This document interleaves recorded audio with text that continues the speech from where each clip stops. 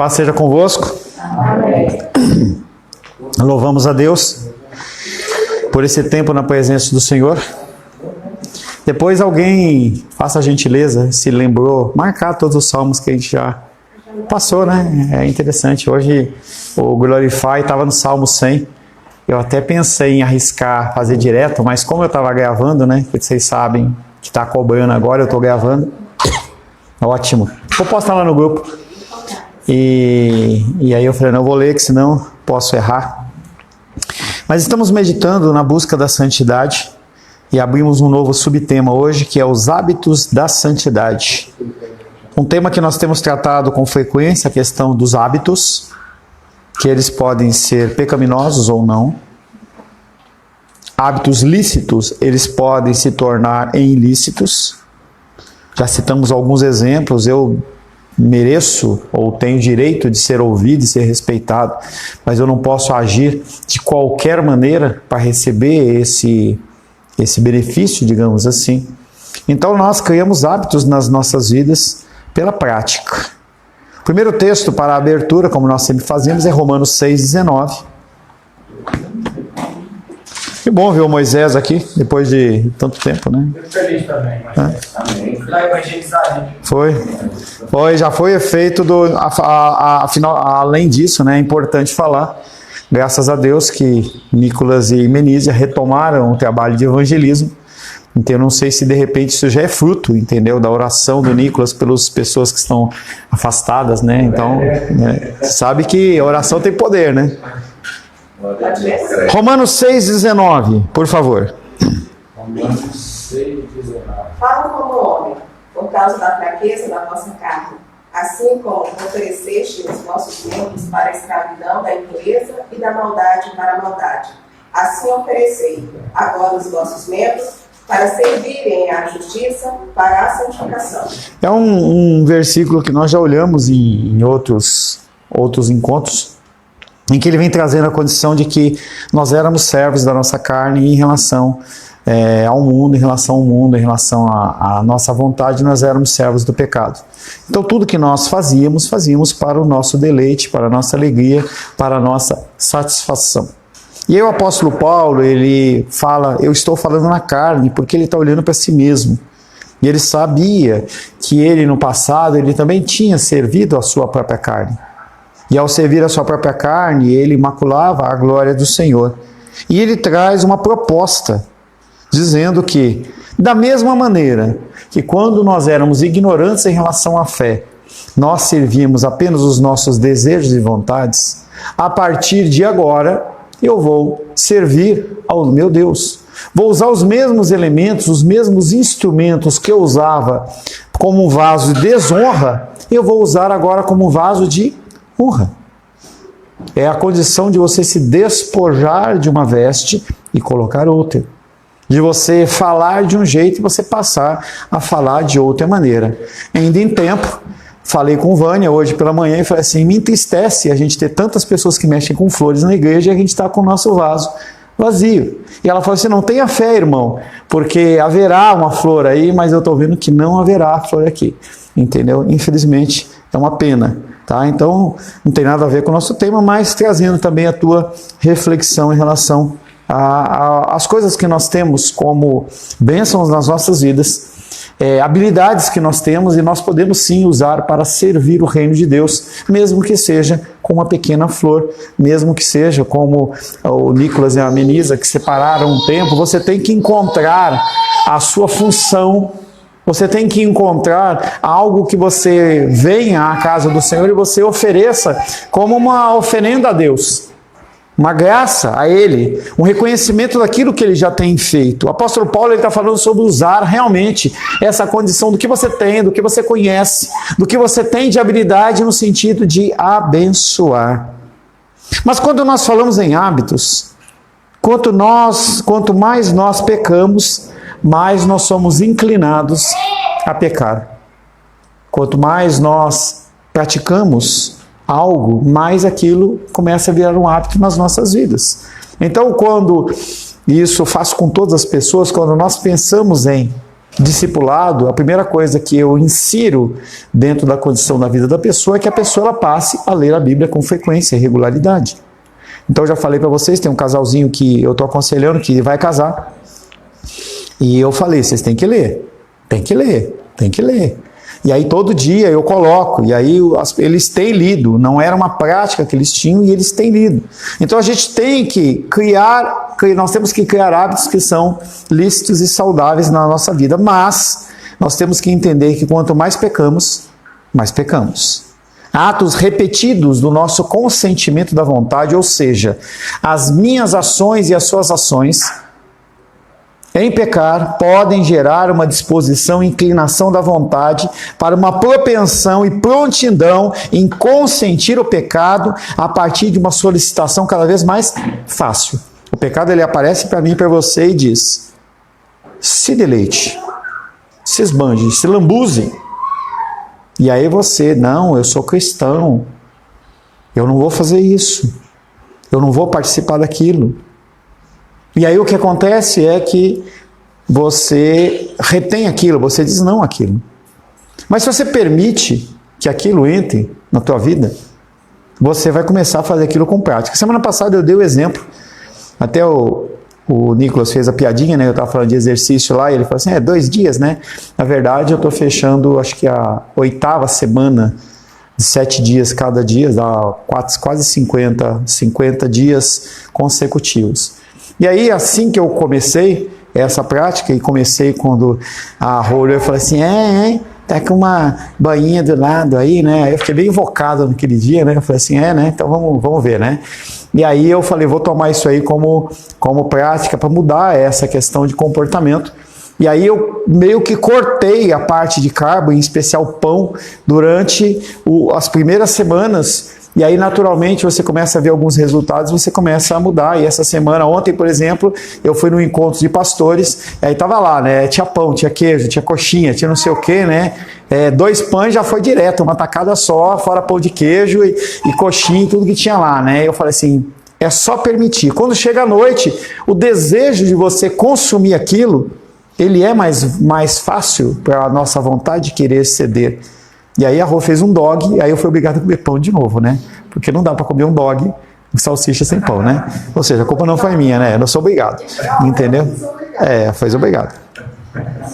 Cada pecado que cometemos reforça o hábito de pecar e torna mais fácil esse hábito ou essa ação de pecar. Isso vale para qualquer coisa. Quando nós trabalhamos com cônjuges, com pessoas casadas que estão com algum tipo de dificuldade, normalmente uma das grandes pautas da história é quebrar hábitos ruins. Então um hábito que eu tentei por um tempo trabalhar com os casais é a condição do hábito de você sair pelo menos uma vez por semana com o seu cônjuge. Então você tem um tempo com ele. Mesmo que seja para levar para comer camarão, entendeu? Que faz com que a pessoa passe mal, né? A pessoa está acostumada a comer espetinho, né? Comeu a jantinha, aí vai comer camarão, passa mal, né? Entendeu? A criação de hábitos, elas são importantes. E aí a gente entra naquela palavra que eu não gosto, que é a correria, entra naquilo ali, você já não dá mais tempo, você não consegue mais ler porque você tem muitas atividades, você não consegue vir para a igreja porque você tem isso, você tem aquilo, e você começa a criar hábitos que são ruins. Isso vale para qualquer área das nossas vidas. No módulo anterior da semana passada, nós vimos a importância de guardarmos a nossa mente e as nossas emoções, uma vez que essas faculdades, elas são forças que influenciam na nossa vontade. Se eu estou com uma emoção minha abalada, estou entristecido, a gente vê os filmes, já citei esse exemplo, os filmes lá nos Estados Unidos, lá, em que a moça, quando ela está chateadinha, está emotiva, ela vai lá e senta com aquele pote de sorvete de baunilha de 1 litro, 2 litros e come até passar mal. Então, as pessoas elas começam a desenvolver gatilhos para resolverem coisas, hábitos que deveriam ser resolvidos de uma forma diferente. O hábito é definido como uma disposição ou caráter dominante dos pensamentos e sentimentos de uma pessoa em relação a uma certa atividade, em relação a uma certa coisa. Então você estabelece hábitos, e nós temos que tomar cuidado com esses hábitos. Os hábitos são os padrões de pensamento e emoções gravados na nossa mente. E dentro das nossas orações, muitas vezes nós falamos: Senhor, grava essa palavra na tábua do nosso coração. A figura, apesar de eu brincar com Alice em relação a isso, a figura que as Escrituras trazem de você gravar na tábua do seu coração é mostrando que o teu coração ele é duro, primeira coisa. E que o coração ele tem que ser substituído por um coração de carne. Em segunda instância, você marcar aquela madeira. Eu lembro que no ensino médio, eu tinha lá aula de artes, e aí a gente teve como tarefa pegar um pedaço de madeira e a gente comprar uns instrumentos que era para você cavar, né? Chamar goiva, lembra daquilo lá? E você fazia marcações, entendeu? Na madeira, para depois você fazer uma coisa que você passava tinta e colocava como se fosse uma impressão, que foi exatamente o que a Luísa ontem fez dentro de uma atividade que ela encontrou lá num Sesc, em algum lugar aí. Entendeu? Então essa condição é uma condição de que se você grava com aquele instrumento de metal, não sai mais. Então eu fico olhando muitas vezes pessoas que fizeram tatuagem, eu vejo, a Rô fez, Moisés fez, são coisas que a pessoa no momento ela faz, mas ela esquece que aquilo vai ficar pro resto da vida. E a gente tem que tomar cuidado com isso. A palavra de Deus, quando ela é gravada no nosso coração, ela fica pro resto da vida. A palavra de Deus diz que quando o jovem ele é ensinado na infância, ele, quando tiver uma idade adulta, ele vai lembrar daquilo, vai ser trazido à memória. Fala-se que quando você estiver diante de autoridades, você for colocado a falar alguma coisa do Senhor, você pode ficar tranquilo, porque o próprio Espírito vai trazer à tua mente aquilo que você tem que falar, mas ele não traz do vazio, ele traz de coisas que você leu e estudou. Por isso que essa dinâmica da gente gravar salmos e a gente ter esses salmos na mente, sempre fica mais fácil. Então a gente já teve essa prática, acho que foi pela terceira vez que a gente entra dentro dos 10 anos da nossa igreja, em que a gente começa a gravar os salmos e a gente vai enquanto eu vejo que as pessoas estão motivadas. Chega uma hora que as pessoas começam a esfriar, não tem motivo, apenas eu gravar acaba ficando um fardo para você. Mas eu vejo que as pessoas elas continuam motivadas. A Menísia teve uma dificuldade em casa, falou assim: pastor, mas eu decorei o salmo. Eu falei: grava um vídeo aí. Ela falou: não sei, eu mostrei como ela fazia, ela fez, gravou com alegria, gravou. A Jenny, quando não veio, manda o áudio para mim. Então, as pessoas elas estão interessadas, isso vai fazer uma diferença no momento da sua necessidade. Você não pode, talvez que você troque na hora da luta, da dificuldade, a misericórdia com fidelidade, mas a estrutura do salmo está na tua cabeça. Isso é importante. Nós estamos estabelecendo hábitos. Nós estamos criando hábitos nas nossas vidas. Os hábitos são os padrões de pensamento e emoções gravados na nossa mente.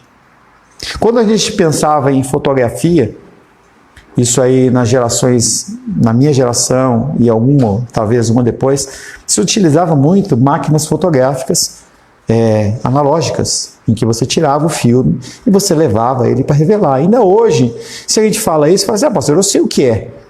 Mas daqui a alguns anos, se eu vou falar isso, por exemplo, para a Manu, ela não vai saber o que é. Se falar talvez para o Daniel, talvez ele não tenha visto isso. E as crianças e as novas crianças que estão vindo, elas não vão saber o que é isso. Em que você tinha todo um processo, em que você ia tirar uma foto, você tinha que procurar a melhor claridade, você tinha que fazer aquilo e você sabia que você não ia ter uma outra oportunidade de você tirar naquele mesmo momento, naquele mesmo lugar, naquela mesma situação, e aquilo dava um ar especial para as coisas.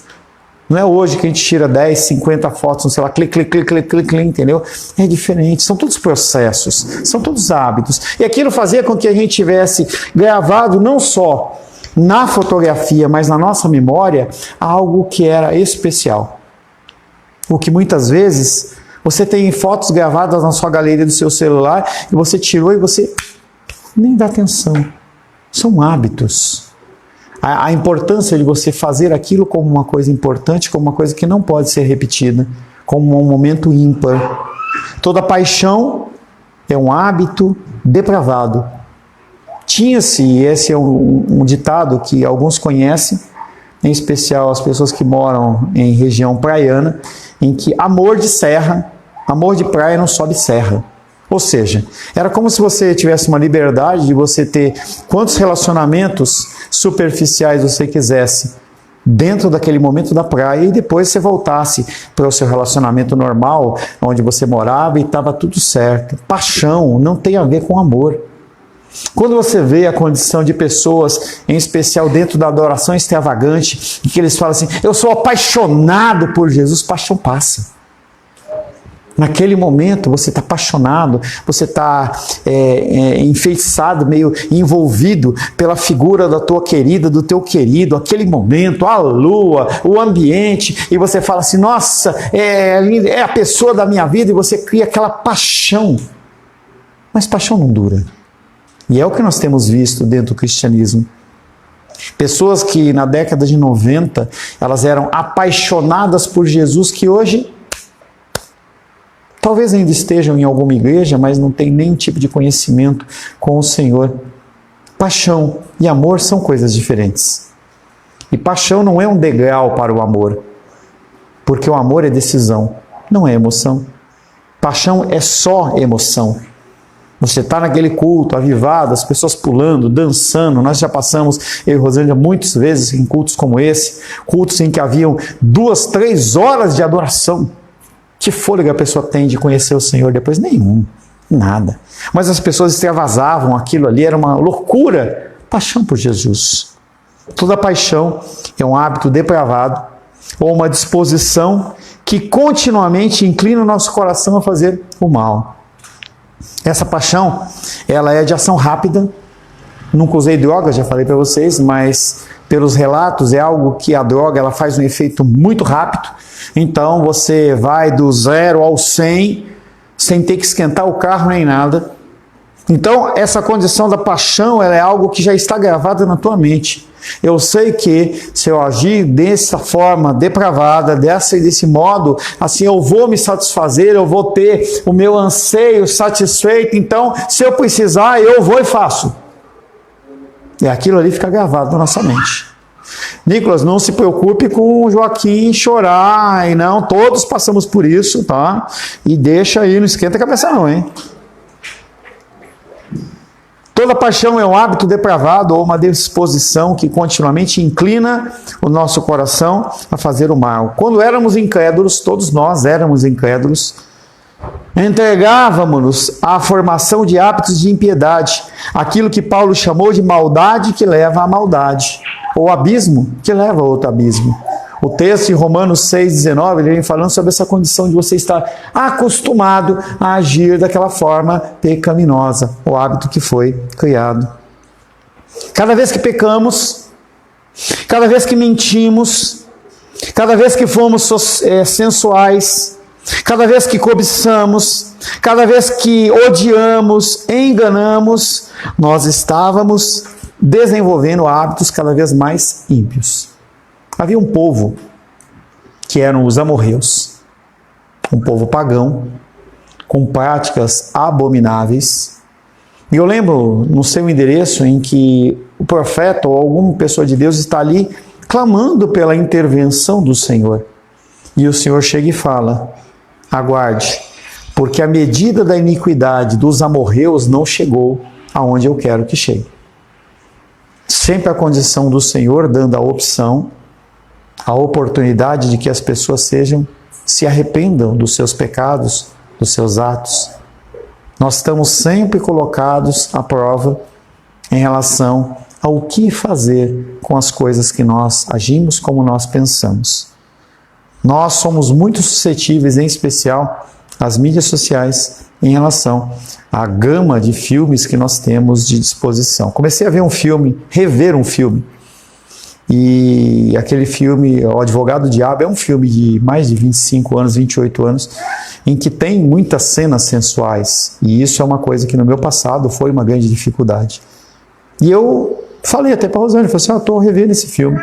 Porque a história, a dinâmica da história, tirando a parte sensual e sexual do filme, ele é um filme interessante. Mas eu comecei a ver aquele filme e num dia que eu vi a primeira parte daquele filme, eu fui dormir, a minha mente ela foi assolada sobre pensamentos sexuais e perversão e tudo mais.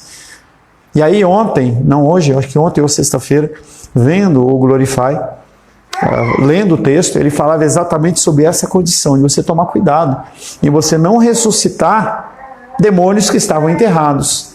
E eu percebi que aquilo estava falando claramente comigo, e eu não vou dar continuidade em continuar vendo esse filme. E a gente tem que começar a policiar nossa mente em relação aos hábitos que nós tínhamos no passado, porque senão eles voltam. Já falei para vocês daquela figura acho que é de Lutero, em que ele diz que ele matou o velho homem, mas que quando ele percebeu, ele matou o velho homem nas águas do batismo, mas quando ele percebeu, o velho homem ele sabia nadar e ele ressurgiu. A gente tem que tomar cuidado com isso. Tá? Muito cuidado. Quer proclamar ele já ia falar de cara assim, não. Entendeu? Salmos o quê? 77. Abre aí, por gentileza. Então a gente tem que tomar cuidado com isso. Então, eu tenho afinidades do meu passado. Você tem afinidades do seu passado. Há coisas que são legais e outras que não são legais. Então, cuidado com o que você ouve. Eu digo porque quando eu vou para São Paulo, e se porventura eu encontro algum amigo meu das antigas, as conversas que vão ser trazidas à mente são sexualidade, corrida de carro, porque eu tirava racha com carro, corrida de carros, filmes, violência, briga, não tem nada de positivo. E o que acontece quando você começa a falar sobre essas coisas? Parece que aquilo é um grande troféu para a sua vida, de uma época que você não conhecia nem a Cristo. É um cuidado que nós temos que ter. Então eu olho as músicas que vocês ouvem, então eu entro nas mídias sociais exatamente para ver as postagens do que vocês estão pensando e falando, o que é o foco de vocês, se aquilo ali é saudável ou não. E vocês sabem que, até pela liberdade que vocês me deram, se eu entender que alguma coisa daquilo ali está remetendo ao passado, eu vou falar. Eu vou falar para você, porque eu lembro das fotos, das coisas que vocês tinham quando vocês chegaram, e eram coisas que muitas vezes a gente quer trazer à tona. Já achou o Salmo 77? Achou, Aisler? Então leia por gentileza o versículo, espero que você tenha acertado, hein? O versículo que você falou, por favor. Eleva a Deus a minha voz e clamo. Eleva a Deus a minha voz para que me atenda. No dia da minha angústia procuro o Senhor. Ergam-se as minhas mãos durante a noite e não se cansam. A minha alma recusa e consola. Lembro de Deus e faça gemer. Medito e me desfalece o espírito, e não me deixes pegar os olhos. Tão perturbado estou que nem posso falar. Penso nos dias de outrora, trago a lembrança, usando de passado. De dia indago meu mente, e o meu espírito perturba. Rejeito o Senhor para sempre? Acaso não torna o seu a ser propício? Cessou perpetuamente a tua graça? Caducou a tua promessa? Para todas as gerações, esqueceu-se Deus de ser benigno?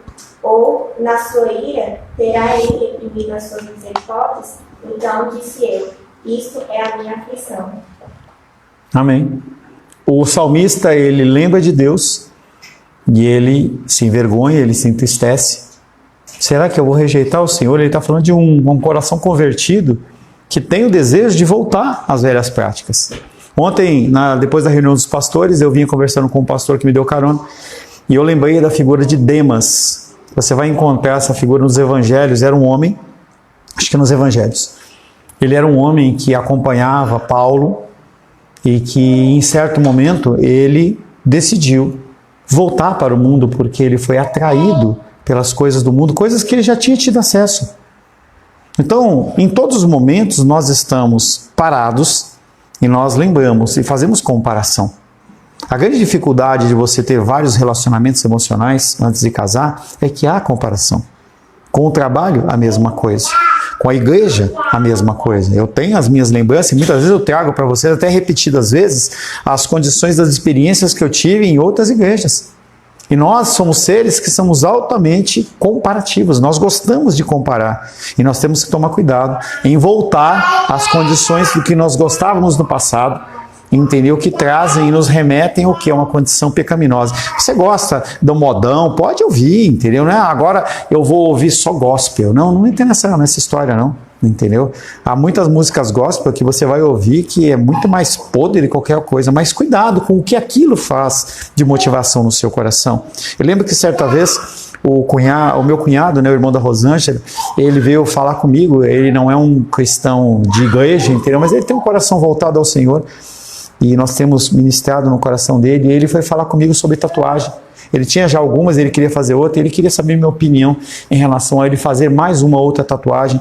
E eu perguntei para ele qual é a sua motivação, e eu conversei com ele, eu percebi que a motivação dele não era nenhuma chamar atenção, não é nada disso, ele simplesmente gostava daquilo ali, ele queria, entendeu? Ele já era uma pessoa adulta, ele já sabia as consequências de você fazer uma tatuagem, sabia que aquilo ali ia eternamente, até, não sei se quando a gente for arrebatado aos céus, a tatuagem fica no chão, entendeu?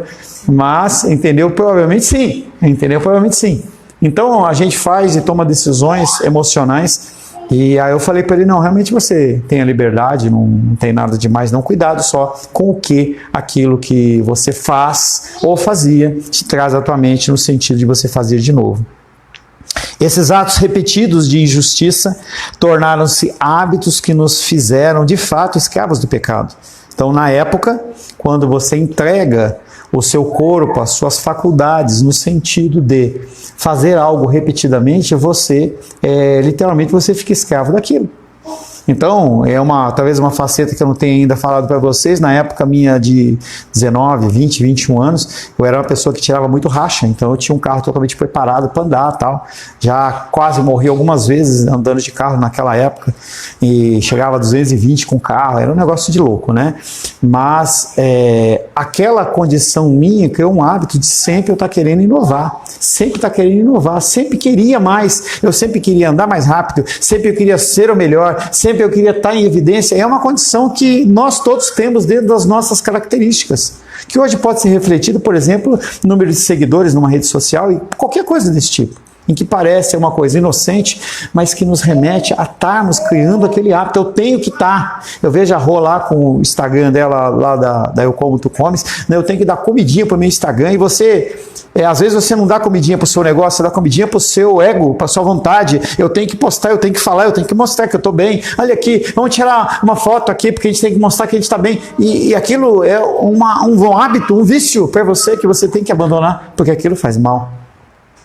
Quando se eu ver pessoas que não postam, então uma pessoa que não posta com regularidade, a Diene, se eu ver a Diene postando 5, 6 postagens por semana, alguma coisa está acontecendo.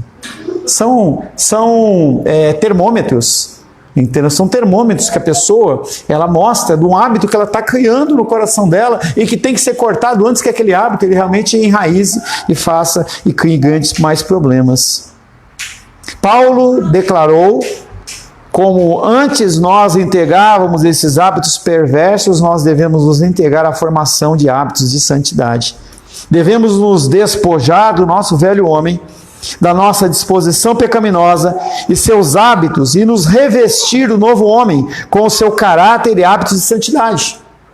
Então, o nosso casal amado e querido aqui, no começo, eles estavam iniciando o relacionamento deles, e havia um hábito na vida do meu querido que atrapalhava o relacionamento deles. Chamava-se videogame.